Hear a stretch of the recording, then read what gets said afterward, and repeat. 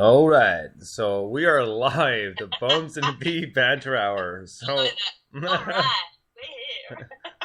so B, what's going on?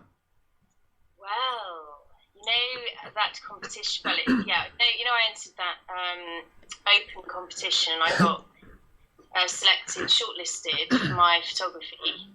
Do you remember? Yep, I remember. Yeah. Well, basically, they had voting, so people could go in and see the exhibition, and people could vote for who they wanted, and I won. Right on, Choice nice. Award, yeah. So I was like, really, it's just so exciting. I'm really, really chuffed. First time I've entered my photography to anything, actually. I've entered writing before and things like that, but yeah, so to win something is like, I'm made up. Really cool. So, That's yes. awesome.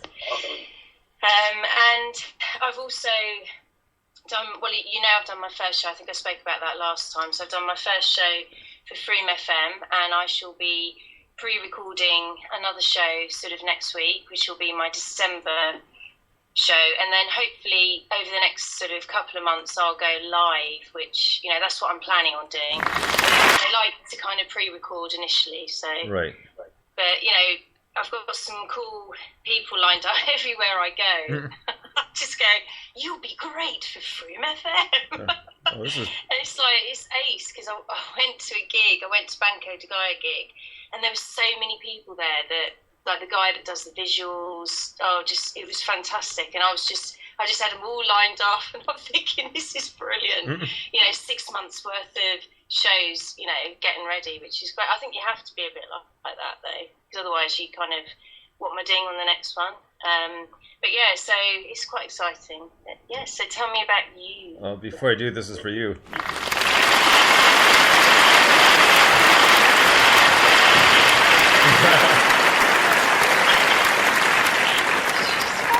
Yes.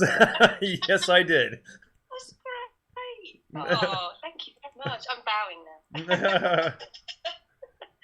Oh, that's cool. I forgot I had that. I was like, oh, this is perfect. So I just queued up a little late, but nothing too exciting. Just been like really busy. I'm kind of balancing like a few three shows now, not including interviews. So, and one thing I did get is I got a few CDs from Elm Trees in the new one. All right, cool. So what I'm going to be doing in the next few weeks is I'm going to be giving them away. All right, brilliant. On air, so I'll be like a kind of on-air contest, and one band we're going to get to in a little bit. They're going to be at a show Saturday. So a band called the Sylvia Platters. They're out of Vancouver. Okay, yeah, you're doing an interview with them. So they'll be on the second part of NMS. So we'll listen to parts of their new album, which is going to be really cool because they're really good, and they're kind of like friends of a friend. There's another guy out in BC. We played a song before. His name is Western Jaguar. Yeah. And they're friends of his, and he helps with some of the producing, that sort of thing. So it's pretty cool stuff. So looking very forward to that. So today is American Thanksgiving. So yeah, I was sure about that actually. So is it a different day for you? in Yeah, Canada? we're about a month behind. Oh, right, okay. And the good thing about American Thanksgiving is there's football all day. So, Oh, fantastic. but American football, that is. Yeah. So, It'd be soccer otherwise, wouldn't it? yeah, well, Yeah. but no, Thanksgiving in the U.S. is a huge deal. It's huge. For the U.S., the day before Thanksgiving, so last night, is always the busiest bar night of the year. Oh, right. Because Okay. all the people come back from university and go to the bar to meet up and have a few drinks and catch up, that sort of thing. Families in town, that sort of thing. And so, and then, yeah, it's a huge celebration. It's literally just under a month before Christmas. And then, of course, they have Black Friday, which is the next day, Yeah. which means for people that don't know what it means the companies in black means they're making money now. They're not losing and they're not breaking even. So they're selling stuff cheap so they can make more money. Yeah. So, Do you think when they sell, just thinking about that, do you think when they sell stuff cheap, do you reckon it's like old stock they want to get rid of? some of it is for sure, absolutely. Yeah. And then, or they only, depending what the store is, they only give you deals on the smaller stuff. So let's say you go to a place like Coach or Tommy Hilfiger or something like that. Like one of the bigger names. Like, though you get some stuff cheap, it'll be all right of a deal, or it'll be something like really small. So it won't be the big ticket items. You're Right. not going to go in and like for you. Let's say example for you. Let's say you go in and you're like, no, there's a $9 purse, but now I'm going to get it for like $300. That's not going to happen. No.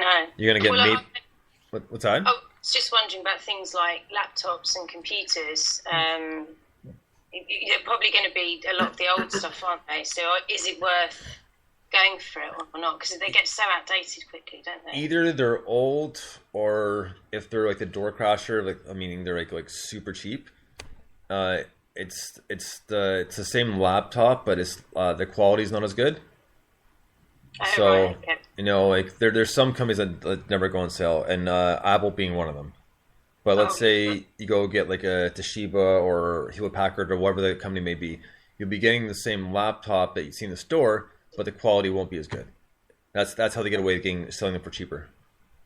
I don't think Apple get involved, do they? No, they don't. No, I'd be surprised if they did. Just in general, they never ever have sales. No. Oh, it looks like Dave's. He's like, oh, I'll be watching my beloved Dallas Cowboys after the show. Not a So- cab. Go ahead. Have you started any Christmas shopping yet? Out of interest? No, I have not. I got slated the other day because I put a picture on Twitter, and I did do it to be a bit sort of cheeky, really, Right. because it was November. But I'd been shopping, not for Christmas shopping, but for something else, and I had a picture of a bauble because they had their Christmas tree on. And somebody, Britain Football United, he goes by this gnome persona. And he was kicking a chair over. You had this gnome kicking a chair over, going, "It's not even December yet." Yeah. And I thought, yeah, I did it. Now I try. I mean, I must admit, I'm not that organised. I'm organised, but I'm not sort of that organised. I'd rather sort of leave it and enjoy it nearer the time. Yeah. I'll probably go out on this weekend and try to get some done. But just because we're talking about Black Friday, here's one of my favorite clips from South Park talking about a package that for if you want to get the PS4. I mean, I know it's cheaper now because it came out last year, but this one's pretty funny. So dig this. What's going to be the big item everyone goes for this Black Friday? It just might be the PlayStation 4. Sony has just announced they're offering a special Black Friday bundle called the Black Friday Banter, which will include 4 controllers, a map of Japan, a $100 rebate, and allow you to automatically pre-order for Metal Gear Solid 5. No doubt Sony has just raised the stakes. Oh dear. Because that was from last year when there's a huge competition between Xbox and PS4. Like, what was a better deal? What was a better system? But they're both going for like $500-600.